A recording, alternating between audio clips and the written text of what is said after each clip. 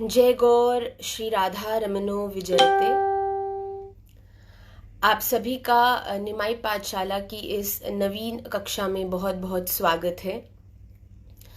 आज की कक्षा का जो विषय है वो नवीन है, नया है और आज उस नए विषय की प्रथम कक्षा है जिसके कारण इस कक्षा को फेसबुक लाइव किया गया है।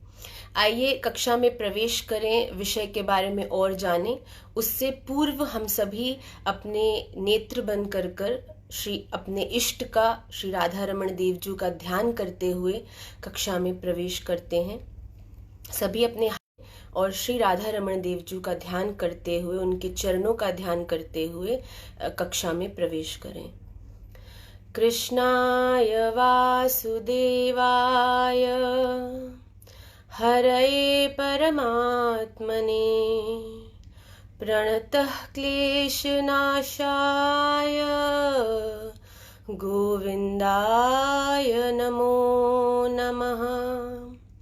सच्चिदानन्दरूपाय विश्वोत्पत्त्यादिहेतवे तापत्रय विनाशाय श्रीकृष्णाय वयं नुमः।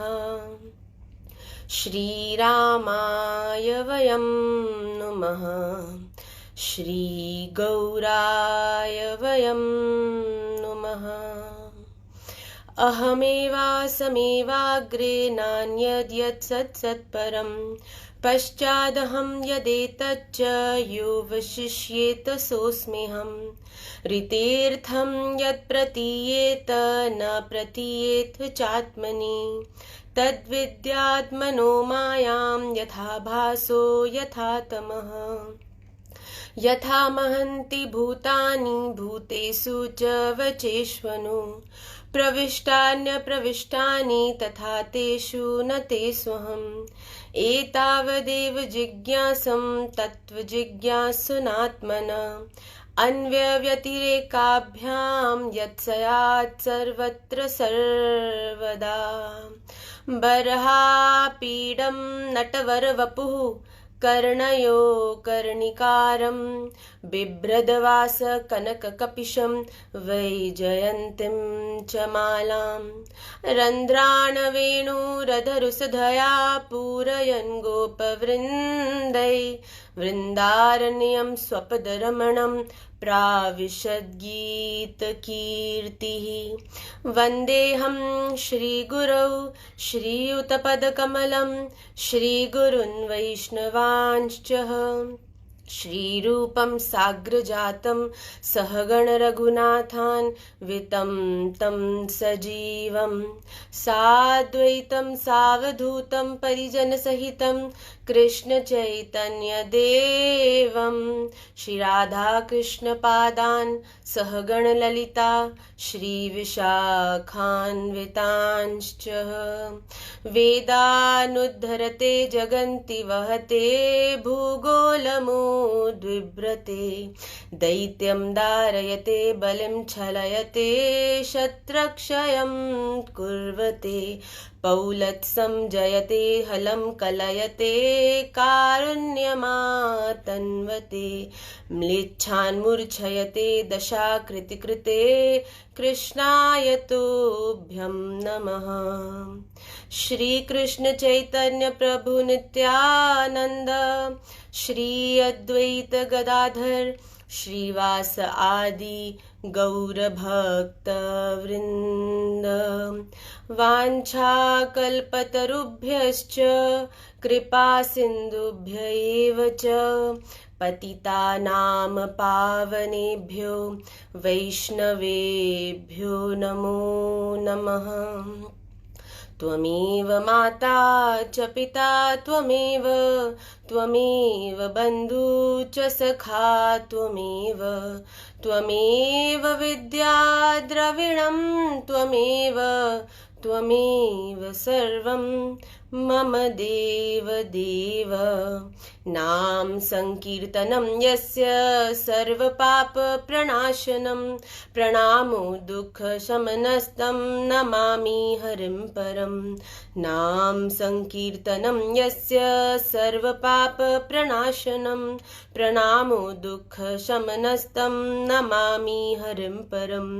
नाम संकीर्तनं यस्य सर्वपाप प्रणाशनं प्रणामो दुःखशमनस्तं नमामि हरिं परं। हरे कृष्णा कृष्ण कृष्ण हरे हरे, हरे राम राम राम हरे हरे। हरे कृष्णा कृष्ण कृष्ण हरे हरे, हरे राम राम राम हरे हरे। हरे कृष्णा कृष्ण कृष्ण हरे हरे, हरे राम राम राम हरे हरे। श्री राधा रमण लाल की जय, श्रीमन चैतन्य महाप्रभु की जय, श्री लक्ष्मी नारायण भगवान की जय, श्री तुलसी शाली ग्राम भगवान की जय, श्री लक्ष्मी नरसिंह भगवान की जय, श्री जगन्नाथ श्री बलराम सुभद्रा महारानी की जय, श्री गिरिराज धरण की जय, श्री गोवर्धन धाम की जय, श्री वृंदावन धाम की जय, श्री राधा कुंड की जय, श्री श्याम कुंड की जय, श्री षड गोस्वामी पाद की जय, श्री श्री गोपाल भट्ट गोस्वामी जी महाराज की जय, श्री गोपीनाथ दास गोस्वामी जी महाराज की जय, श्री दामोदर लाल गोस्वामी जी महाराज की जय, संपूर्ण गुरु परंपरा की जय, अपने अपने माता पिता की जय। जय जय श्री राधे, जय जय श्री राधे, जय जय श्री राधे श्याम। निताई गौर हरि बोल, गौर प्रेमानंदे हरि हरि बोल। श्री राधा रमण लाल की जय। आप सभी का पुनः निमाई पाठशाला के एक और सत्र में बहुत बहुत स्वागत है। आज हम एक नए विषय की ओर अग्रसर होने वाले हैं। श्रीमद् भगवद गीता जो एक अद्भुतम ग्रंथ है, उसके अंदर हम लोग आज प्रवेश करने की चेष्टा करेंगे। श्रीमद् भगवद गीता स्वयं श्री भगवान के मुख से निकला हुआ उपदेश है, जो हर मनुष्य के जीवन में उत्पन्न होने वाले हर प्रकार के संशय का निवारण करता है। तो इसी भाव को ध्यान में रखते हुए और श्री राधा रमण देव जी की अहेतु की कृपा से और श्री महाराज जी के आदेश अनुसार हम निमाई पाठशाला में ये एक नए सत्र को प्रारंभ करने लगे हैं। पहले मैं आपको इस सत्र के बारे में थोड़ा बता दूं, इससे जुड़ना कैसे है उसके बारे में आपको कुछ चीज़ें बता दूं। ये जो सत्र है, जो श्रीमद् भगवद गीता पाठन, अध्ययन और कंठस्थ करने का एक आपको मार्ग प्रदान करेगा। इसके अंदर हम श्रीमद् भगवद गीता ग्रंथ को एक साथ उठाने वाले हैं और इसके अंतर्गत हम लोग प्रति हफ्ता, once every week which is every Sunday, हम हर रविवार जूम के माध्यम से जुड़ेंगे और हर कक्षा को 3 भागों में विभाजित किया गया है। जो ऑलरेडी जूम्स के माध्यम से हमारी निमाई पाठशाला से जुड़े हैं वो जानते हैं कि कक्षा के 3 भाग होते हैं, जिसके पूर्व भाग में हम श्री ठाकुर जी की सेवा के रिलेटेड हम कुछ छात्रों को बताते हैं किस प्रकार सेवा होनी चाहिए, आरती पुष्पमाला बनानी चाहिए और अन्य प्रकार की सेवा संबंधित जो बातें हैं उन्हें कक्षा के प्रथम भाग में बताया जाता है। द्वितीय भाग में श्रीमद् भागवत जी हो गई या श्रीमद् भगवत गीता, श्रीमद् चैतन्य चरितामृत, इनमें से किन्हीं ग्रंथों के अंतर्गत जो भी स्तुति हैं, जो भी स्तोत्र हैं, उनका हम गान करते हैं। एक एक श्लोक को प्रति हफ्ता हम कंठस्थ करते हैं, पहले मुखस्थ करते हैं, उसका पाठ को शुद्ध करते हैं, फिर उसको हम हृदयस्थ करते हैं, उसके बाद उसको हम पूर्ण रूप से अपने कंठस्थ कर उसको हृदयस्थ करते हैं। तो सबसे पहले उसका उच्चारण शुद्ध होता है, फिर उसको बोलने के लहजे को शुद्ध किया जाता है और फिर उसे हृदयस्थ कराया जाता है। और कक्षा के तृतीय भाग में हम एक मॉरल स्टोरी के माध्यम से सभी वैष्णवों को, सभी भक्तों को, सभी छात्रों को जीवन में एक अच्छा मनुष्य बनने की जो मार्गदर्शन है उसको प्रदान करने की का प्रयास करते हैं। तो उसी पैटर्न को फॉलो करते हुए हम श्रीमद् भगवत गीता जी में भी प्रवेश कर रहे हैं, जिसके अंतर्गत हर रविवार ये कक्षा होगी। और आप में से जो भी जन इस सत्र से जुड़ना चाहते हैं वो सभी इस कक्षा के उपरांत जो ये लाइव है इसके ऊपर आपको एक नंबर दिया जाएगा, जिसके माध्यम से आप अपना नाम और अपना जो फोन नंबर है उसको अगर आप हमको भेजेंगे तो आपको हम अपने एक व्हाट्सएप ग्रुप से जोड़ेंगे, जो आपको जूम लिंक, जो प्रति हफ्ता जिस पर कक्षा होगी उस जूम लिंक को आपको फॉरवर्ड करेगा, जिससे कि आप एवरी वीक जो 1 आवर का ये जो श्रीमद् भगवत गीता का सत्र हम प्रारंभ करने लगे हैं उससे आप बहुत सहजता से जुड़ जाएंगे। तो ये हुआ जुड़ने का तरीका कि आपको कक्षा के बाद आपको जो नंबर इसकी डिस्क्रिप्शन में मिलेगा उस पे आप अपना नाम भेजेंगे, जिसके साथ आपका नंबर ऑटोमेटिकली हमारे पास आ जाएगा। उस नंबर को हम अपने उस ग्रुप से जोड़ेंगे, जिससे आप हमारी इस कक्षा से जुड़ सकते हैं। और दूसरी बात, इसका पैटर्न, तो हमने जैसा कि बताया कि निमाई पाठशाला का हर सत्र 3 क्लासेस में डिवाइडेड है। तो श्रीमद् भगवत गीता के इस सत्र में भी हम इसी प्रकार इसमें अग्रसर होंगे। श्रीमद् भगवत गीता का जो ये सत्र होगा उसके प्रथम भाग में, the first class of every Sunday which is gonna be on zoom, उसके अंदर प्रथम भाग के अंदर हम श्रीमद् भगवत गीता के प्रथम अध्याय से प्रारंभ करेंगे और प्रति हफ्ता 5 श्लोकों के पाठन को शुद्ध करेंगे। जैसे कि हम लोग एवरी संडे क्लास के फर्स्ट पार्ट में, जो कि 20 से 25 मिनट का हमारा सत्र होगा, उसके अंदर हम फ्रॉम दी वेरी बिगनिंग प्रथम अध्याय के अगर हम देखें, जैसे कि आप सभी आपके पास श्रीमद् भगवत गीता का ये अद्भुतम ग्रंथ निश्चित आपके सभी के घरों में होगा। जिनके घर में नहीं है वो इसे बिल्कुल लेकर आएं, जिससे कि आप इसके पाठन में भी शुद्धि कर सकते हैं। तो हम अगले हफ्ते जो कक्षा करेंगे उसके प्रथम सत्र में जो जूम पर होगा उसमें हम श्रीमद् भगवत गीता के प्रथम अध्याय से प्रारंभ करके आपको एवरी वीक 5 श्लोकों के पाठ को शुद्ध करना सिखाएंगे। जैसे कि आपको मैं एक उदाहरण के रूप में बताना चाहती हूँ कि जैसे श्रीमद् भगवत गीता प्रथमोध्यायः धृतराष्ट्र उवाच, जिससे कि आप इसको अपने घर में भी उसका जो पाठ है उसे शुद्धता से कर पाएंगे। जैसे कि हम इसमें प्रथम श्लोक आपको जैसे हम बताएंगे, धृतराष्ट्र उवाच, आप सभी लोग अपने अपने घर में अपनी अपनी श्रीमद् भगवत गीता को खोलकर, प्रथम अध्याय को खोलकर इस प्रकार साथ में हमारे संग संग उच्चारण करेंगे। धर्म क्षेत्रे कुरुक्षेत्रे संवेतायुयुत्सवः मामकः पांडवाश्चैव किम कुर्वत संजयः। इस प्रकार आप अपने घर में इसे उच्चारण करेंगे और हम यहाँ पर एक एक शब्द को धर्म क्षेत्रे कुरुक्षेत्रे समवेता युयुत्सवः, इस प्रकार एक एक शब्द को आपको क्लैरिटी से बताएंगे, जिससे कि आप इसकी उच्चारण सहजता से करोगे।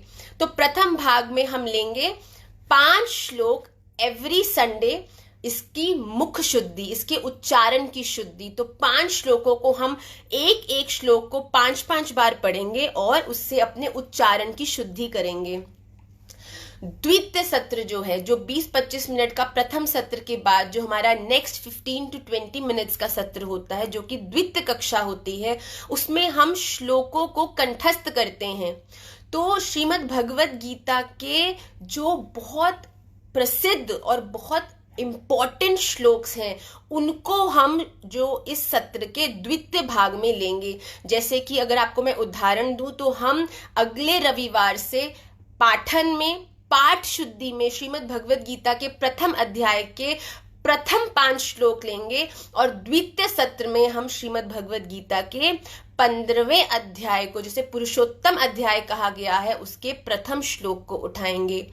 तो हम पाठ की शुद्धि करते रहेंगे साथ साथ प्रथम सत्र में, और उसके बाद जो हम पहले मुखस्थ, फिर कंठस्थ, फिर हृदयस्थ करेंगे। इस प्रकार हम धीरे धीरे जो विशेष प्रमुख श्लोक है श्रीमद् भगवत गीता के, एक एक 2-2 करके उन्हें हम हृदयस्थ भी करेंगे, उन्हें याद भी करेंगे। और इस कक्षा में हम केवल श्लोक ही याद नहीं करेंगे, हम उनके साथ साथ उनके भाव को भी हृदयस्थ करेंगे। हमने पिछले रविवार जो जूम पर कक्षा ली थी, जो इंट्रोडक्टरी क्लास थी श्रीमद् भगवत गीता की, उसमें संपुट के रूप में हम लोगों ने जिस श्लोक को चयन किया था वो है वसुदेव सुतम देवम कंस चाणूर मर्दनम देवकी परमानंदम कृष्णम वंदे जगत गुरुम। इस प्रकार हमने संपुट के रूप में इस श्लोक को पिछले हफ्ते लिया, जिसमें हमने अर्थ सहित वसुदेव जी के पुत्र, जो स्वयं सभी देवत्व गुणों से युक्त हैं, कंस और चाणूर जैसे दैत्यों का जिन्होंने मर्दन किया है, उन्हें मारा है, श्री देवकी मैया के परम आनंद के जो कारण हैं, वो श्री कृष्ण संपूर्ण जगत के जो गुरु हैं, उनके चरणों में हम अपना दंडवत प्रणाम निवेदित करते हैं, जिससे कि आप न केवल श्लोक को याद करेंगे बल्कि उसके भाव को भी सदा स्मरण में रखेंगे। इस प्रकार से हमने इसका ये पैटर्न बनाने की चेष्टा करी है।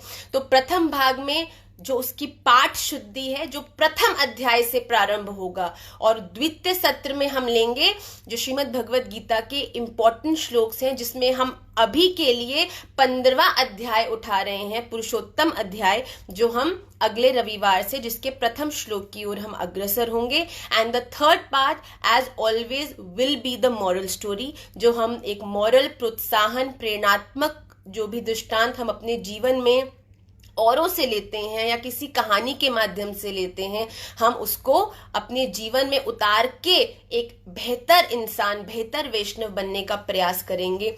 तो इस प्रकार से ये जो कक्षा है उसका डिवीजन है।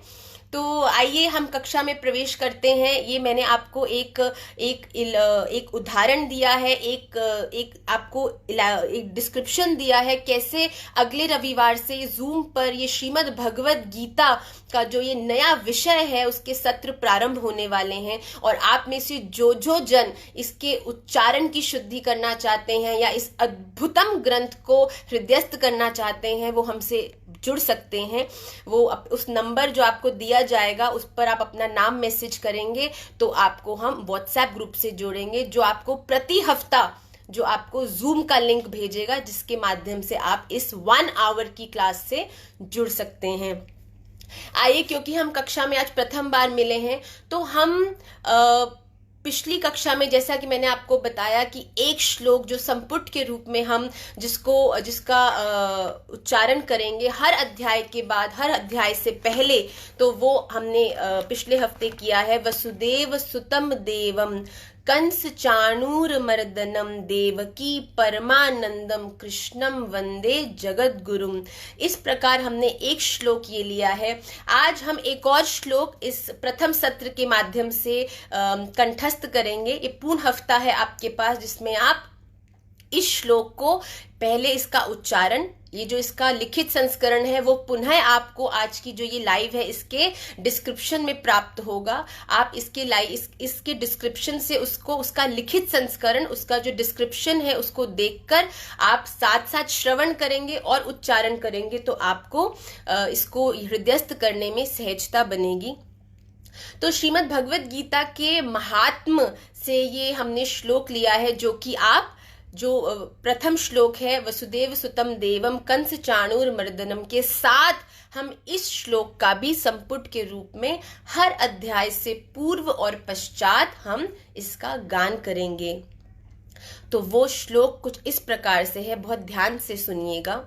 इसमें जीवन में एक निष्ठता, आपके जीवन में, आपके भजन में अगर आपको अग्रसर होना है, भक्ति के पथ पर आगे बढ़ना है, तो एक निष्ठता आपके जीवन में होना अति अनिवार्य है। You should be fully surrendered in the lotus feet of one. जब तक जीवन में एक निष्ठता नहीं होगी तब तक सदैव कुछ समय बाद आपको अपने जीवन में डिस्ट्रैक्शंस, व्यवधान, आपको बहुत सारी इधर उधर की बातों से आप अपने भजन में डिस्ट्रैक्ट होके अपने पथ से भ्रमित हो सकते हैं। पर जब जीवन में एक निष्ठता होगी, एक इष्ट होगा, एक गुरु होगा, तो जो आपका पथ है वो बहुत सहजता से आपको उस पे चलने बनता है। तो बहुत अनिवार्य है उस एक निष्ठता का होना, उस एकता का आपके जीवन में होना। और उसी एकता का प्रमाण देते हुए ये श्लोक, जो द्वितीय श्लोक है, इसको आज हम उसका उच्चारण करेंगे। एकम शास्त्रम देवकी पुत्र गीतम। आप लोग, बहुत लोग शायद इसको जानते भी होंगे इस श्लोक को, ये काफी प्रसिद्ध श्लोक है। एकम शास्त्रम देवकी पुत्र गीतम, एको देवो देवकी पुत्र एव, एको मंत्रस तस्य नामानि यानि, कर्माप्येकम तस्य देवस्य सेवा।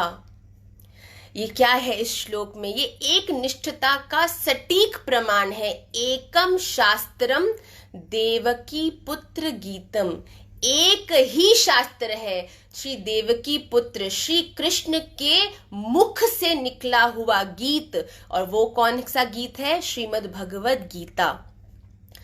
एको देवो देवकी पुत्र एव, एक ही देवता है जो स्वयं श्री देवकी पुत्र हैं, स्वयं श्री कृष्ण हैं।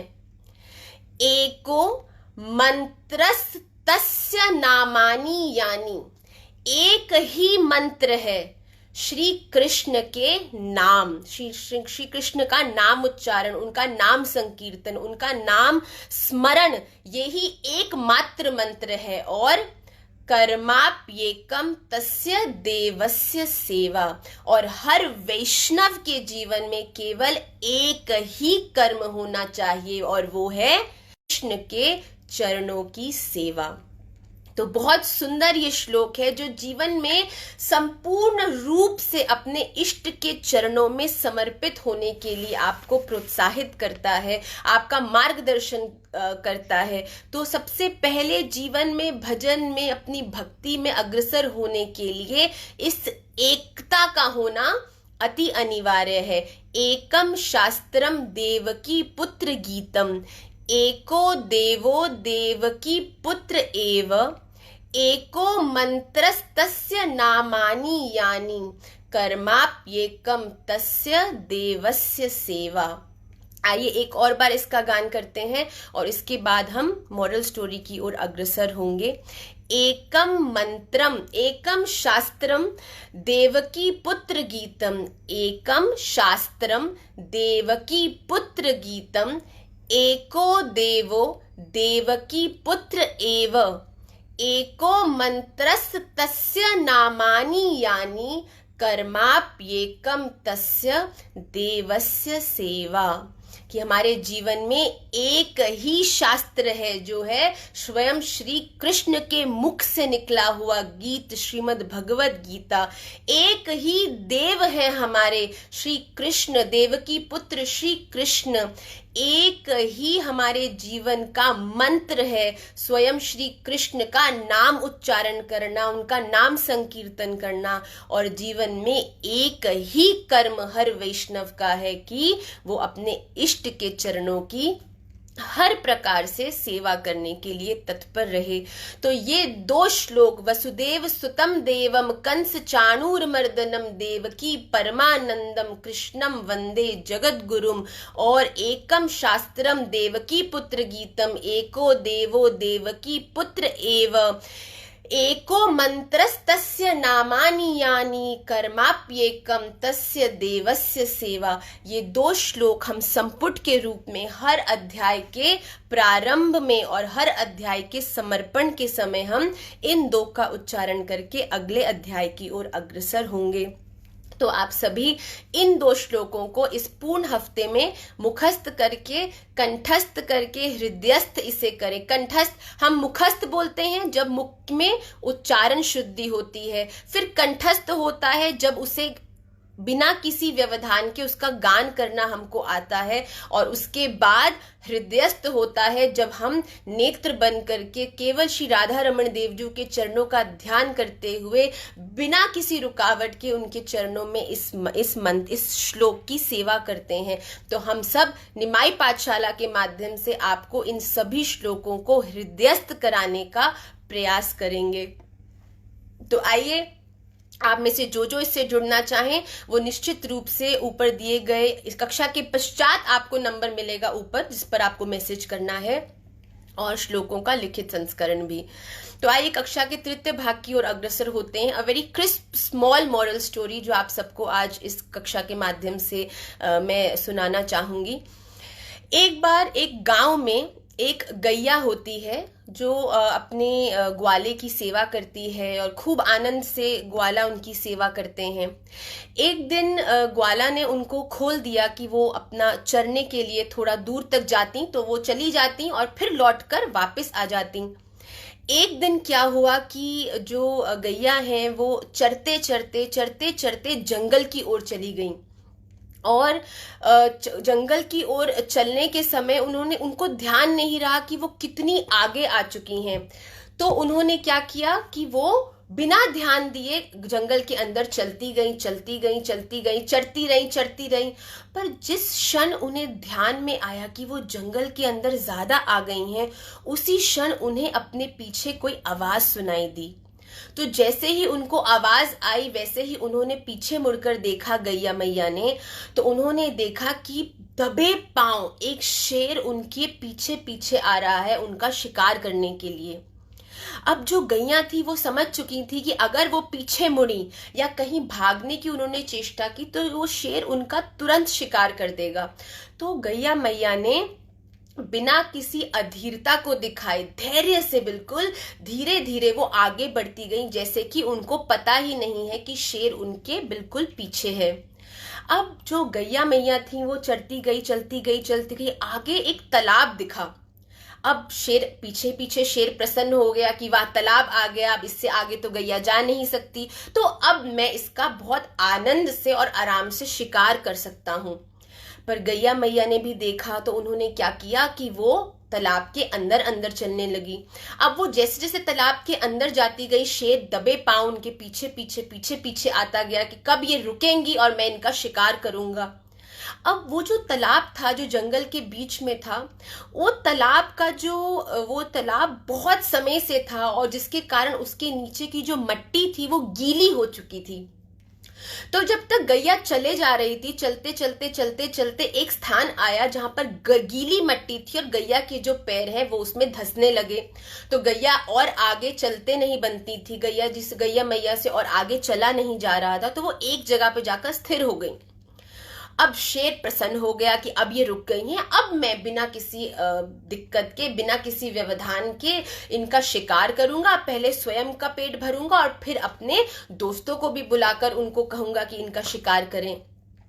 तो जैसे शेर उनके पीछे पीछे दबे पांव आने लगा, तालाब के अंदर उतरा, तो जैसे गैया मैया के पैर धसे वैसे शेर के भी पैर उस गीली मिट्टी में दब गए और शेर भी एक स्थान पर आकर डट गया। उससे आगे जाते, उससे उस एक स्थान से आगे उससे जाते नहीं बना। तो गैया मैया और शेर के बीच में बहुत थोड़ा सा ही अंतर था, पर उनके बीच में इतना अंतर था कि शेर उनका शिकार करने में सफल नहीं हुआ। तो थोड़ी देर तक दोनों बिल्कुल शांत खड़े रहे, दोनों स्थिर खड़े रहे। उसके बाद गैया मैया ने शेर से पूछा, शेर तुम यहाँ हो तो क्या तुम्हारा कोई सेवक है, तुम्हारा कोई साथी है जो आकर तुम्हें बचाएगा? तो शेर अपने अहंकार की पुष्टि करता हुआ कहता है, अरे गैया, तू जानती नहीं है मैं इस जंगल का राजा हूं। मेरा कोई ध्यान नहीं रखता, मैं सबका ध्यान रखता हूं। मैं अपने अहंकार की पुष्टि करते हुए, दहाड़ते हुए शेर अपनी प्रशंसा गैया के सामने करने लगा कि मैं सबसे शक्तिशाली हूं, सबसे श्रेष्ठ हूं, मुझसे सब डरते हैं, मैं जिस चाहूं जिसकी सेवा कर सकता हूं, किसी में इतनी हिम्मत नहीं है कि कोई मेरे पास भी आ सके। ऐसा कह के गैया हंसने लगी और फिर से दोनों चुपचाप खड़े हो गए। तो शेर को ये देखकर कि गैया मैया मुस्कुरा रही हैं, उनकी जो मृत्यु है वो उनके इतने करीब खड़ी है, फिर भी जो गैया मैया है वो मुस्कुरा रही हैं। तो शेर ने बोला, मैं जानना चाहता हूं कि मेरे को इतनी पास खड़ा देख, मैं जिसके पास भी जाता हूं वो थर थर कांपता है, जोर जोर से रोता है, पर तुम्हारी इस मुस्कुराहट का राज मैं जानना चाहता हूं कि तुम इतनी खुश कैसे हो इतनी विपरीत परिस्थिति में भी। तो गैया मैया मुस्कुराने लगी और कहने लगी, शेर मैं जानती हूं, मैं तुझे बताऊंगी कि मैं इतनी प्रसन्न क्यों हूं, क्योंकि आज मैं यहां से बहुत आनंद से, प्रेम से बचकर निकल जाऊंगी और तुझे बचाने के लिए कोई नहीं आएगा। ये सुनकर जो शेर था उसे और क्रोध आने लगा, कहता, अच्छा ऐसा कैसे? तो गैया ने कहा कि मैं गांव में जिस ग्वाला जो मेरी सेवा करता है वो मुझसे बहुत प्रेम करता है। कुछ समय बाद जब उस ग्वाले को पता चलेगा कि मैं वापस नहीं आई हूं, तब वो मुझे ढूंढता ढूंढता जंगल की ओर आएगा, और जब जंगल की ओर आएगा वो ढूंढते ढूंढते मुझे यहाँ तक भी निश्चित पहुंचेगा और मुझे यहाँ से बचाकर ले जाएगा। मुझे निश्चित इस बात का पता है कि मेरा ग्वाला जो मेरा ध्यान रखता है, मेरी सेवा करता है, वो निश्चित रूप से मुझे लेने के लिए यहाँ से आएगा। तो शेर जोर जोर से दहाड़ने लगा और हंसने लगा कि मैं भी देखता हूं कौन तुझे बचाने आता है मुझसे। कुछ समय बीता, दोनों चुपचाप खड़े रहे। इतने में ही जो जंगल है उसके भीतर से आवाज आती है, नंदनी, ओ नंदनी, अरे मैया नंदनी, कहाँ हो तुम? तो इसको सुनकर गैया जोर जोर से रमाने लगती है। जो गैया का ग्वाला था वो ढूंढता ढूंढता गैया को जंगल में पहुंच चुका था, और जैसे ही गैया के रमाने की आवाज ग्वाला ने सुनी तो तुरंत वो ग्वाला जो वो तालाब था उसके पास आ गया। ग्वाले की आश्चर्य की सीमा नहीं रही देखकर कि नंदनी खड़ी है और नंदनी के पास शेर खड़ा है, दोनों मट्टी में धसे हुए हैं। बहुत डर गया और बड़े धीमे पैर लंबा रास्ता लेते हुए दूसरी ओर से गया और अपनी प्यारी नंदनी गैया को उसने बहुत ध्यान से उस मट्टी से धक्का मार मार कर बाहर निकाल लिया। शेर अभी भी वहीं धसा खड़ा था, पर वो जोर जोर से गरजाने लगा, पर वो जो ग्वाला था और नंदनी गैया थी वो उसकी दहाड़ को सुनकर वो भी भयभीत हो गए और वहां से जल्दी से जाने लगे। ऐसे में देखकर शेर एक क्षण तक तो दहाड़ता रहा, फिर मदद की आस में दहाड़ने लगा, पर उसकी दहाड़ को फिर भी सुनकर सब भयभीत होते और सब उससे दूर ही रहे। कोई भी उसको मदद करने के लिए उसके पास नहीं आया। पर जो ग्वाला था वो अपनी नंदनी गैया मैया के रमाने की आवाज सुनकर तुरंत उस स्थान तक पहुंचा, उस तालाब तक पहुंचा और प्रेम से उसे निकालकर वापस गांव की ओर ले गया। शेर वहीं धसा रहा, कितने ही दिनों तक वहां खड़ा रहा, दहाड़ता रहा, पर कोई भी उसकी मदद को नहीं आया और कुछ दिनों बाद बिना कुछ खाने के कारण उसने अपने प्राणों का त्याग कर दिया। तो बहुत सुंदर ये जो दृष्टांत, ये जो कहानी जो हम सभी ने अभी श्रवण करी, ये हमें भी अपने जीवन में बहुत सुंदर एक एक उद्देश्य देती है, बहुत सुंदर एक भाव प्रकट करती है कि सर्वप्रथम जब तक हम अपने जीवन में राजा बनते रहेंगे, हम अपने संपूर्ण जीवन के को हम अपने आप को सबसे श्रेष्ठ समझकर कि मैं ही सब कुछ हूं, अपने अहंकार की पुष्टि करेंगे, मैं ही सब जानता हूं, मैं ही सब कुछ करता हूं, मुझसे ही सब कुछ है, मैं सर्वश्रेष्ठ हूं, मुझसे सब लोग हैं, जो ये सब भाव अपने हृदय में रखते हैं, वो उस शेर के समान है जो जब जीवन में किसी परिस्थिति में धंसते हैं तब उनकी मदद को कोई नहीं आता, पर जब जब जीवन में हम समर्पित होते हैं, जब हम अपने गुरु चरणाश्रित होते हैं, जब जब हम औरों की सेवा करते हैं, जब जब हम अपने इष्ट के अधीन होते हैं, तब तब हम उस गैया के समान हैं। जब जब किसी भक्त के जीवन में विपरीतता आई है, परिस्थिति आई है, तब तब श्री कृष्ण, श्री ठाकुर जी किसी ना किसी रूप में आके, किसी ना किसी प्रेरणात्मक रूप में आके या किसी ना किसी के रूप में आके उन्होंने उस भक्त का निवारण किया है, उसकी उस परिस्थिति को सुलझाया है। पर जब तक हम जीवन में अपने आप को श्रेष्ठ मानेंगे तो हमारे मार्गदर्शन के लिए कोई नहीं आएगा। पर जब जीवन में गुरुओं के अधीन होंगे, संतों के चरणों के अधीन होंगे, अपने इष्ट के अधीन होंगे, औरों की सेवा करेंगे, तब जैसे कि वो गैया जब मट्टी में धसी तो ग्वाला ढूंढता ढूंढता उनके पास आ गया, वैसे ही जब एक भक्त कभी भी जीवन में अपने पथ से भ्रमित होता है या जब जब कोई भक्त अपने जीवन में किसी कष्ट से, किसी विपरीतता से गुजरता है, तब तक ग्वाला के रूप में श्री ठाकुर जी, संत वैष्णव जन जिन जिन की सेवा वो करते हैं, वो किसी ना किसी रूप में आकर उसकी मदद करते हैं और उसे उस विपरीत परिस्थिति से बाहर निकालते हैं। इसीलिए महाराज श्री कथा में बार बार कहते हैं कि अपने जीवन में अपने राजा मत बनो, बल्कि अपने जीवन में अपने इस जीवन के मुनीम बनो। कर्म करो पर उन्हें समर्पित करो, भजन करो पर उसे समर्पित करो, अपना कुछ मत रखो, सब कुछ श्री ठाकुर जी के चरणों में, गुरु चरणों में, संतों के चरणों में अर्पित करके, बिना किसी लोभ के, बिना किसी मोह के, बिना किसी उद्देश्य की चेष्टा करते हुए निस्वार्थ भाव से आप सेवा करो। जब ये भाव जीवन में उतरेगा, गैया मैया निस्वार्थ भाव से ग्वाला की सेवा करती थी, इसीलिए ग्वाला उन्हें ढूंढता हुआ आया और उन्हें वहां से आकर ले गया सुरक्षित। पर जो शेर था, जो अपने अहंकार में स्थित खड़ा था, वो उसको कुछ दिनों बाद बिना किसी कारण से अपने प्राणों से हाथ धोना पड़ा। तो हम भी जीवन में अहंकार की पुष्टि ना करके सहज, सरल, विनम्र होके निर्मलता से अपने जीवन में कर्मों को करें और सभी कर्मों को सेवा के रूप में श्री गुरु चरणों में समर्पित करें। जब जीवन में इस प्रकार से आप अपने कर्मों को करेंगे, तब आप देखेंगे कि जीवन में संतों का आगमन, सात्विक भावनाओं का आगमन आना प्रारंभ होगा, जिससे भजन में खूब मन लगेगा और राधा रमण देव जी के चरणों तक पहुंचने का जो पथ है वो और समीप लगने लगेगा। तो हम सब इस कहानी के माध्यम से इसे ध्यान रखें कि हम जितना अहम बढ़ाएंगे उतना अकेले होते जाएंगे, और जितना अपने आप को सेवा में नियुक्त करेंगे उतना ही आशीर्वाद, उतना ही प्रेम प्राप्त कर श्री राधा रमण देव जी की नेत्रों में, उनके जो दृष्टि है उसमें सुंदर होकर उनके करीब होते रहेंगे। तो हम सभी इस कहानी के माध्यम से अपने जीवन में विनम्रता को, निर्मलता को, निस्वार्थता को और सेवा को बढ़ाएं, ऐसी मेरी आप सभी के श्री चरणों में प्रार्थना है।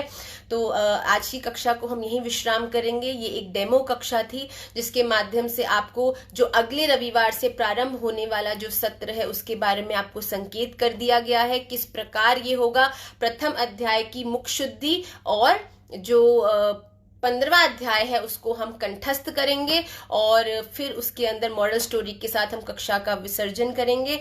आप सब इससे जुड़ें, ज्यादा से ज्यादा बच्चे जुड़ें, ज्यादा से ज्यादा वैष्णव इसका लाभ लें, क्योंकि स्वयं श्री भगवान के मुख से निकले हुए ये वचन हैं जो हम सभी के जीवन में बहुत बहुत आवश्यक है कि किस प्रकार हमको एक उत्तम वैष्णव को अपने जीवन को जीना चाहिए, ये सिखाती है श्रीमद् भगवद गीता। तो फिर पुनः हम अगले रविवार जूम पर इस सत्र में मिलेंगे जिसमें हम श्रीमद् भगवद गीता के प्रथम अध्याय के प्रथम श्लोक से प्रारंभ करेंगे। आप सभी का पूर्ण हफ्ता मंगलमय हो और आप सभी ज्यादा से ज्यादा मात्रा में स्वयं भी जुड़ें और अपने आसपास के जो वैष्णव हैं, भक्त हैं, बच्चे हैं, उनको भी जोड़ें। ऐसी मेरी आप सभी के श्री चरणों में प्रार्थना है। श्री राधा रमण लाल की जय।